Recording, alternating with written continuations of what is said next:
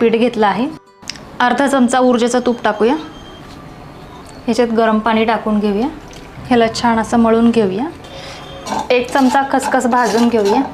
अर्धा ओलं खोबरं आहे, ह्याला परतून घेऊया।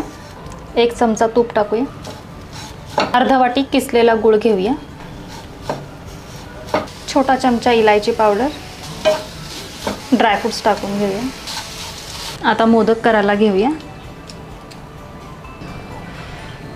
सारण भरूया।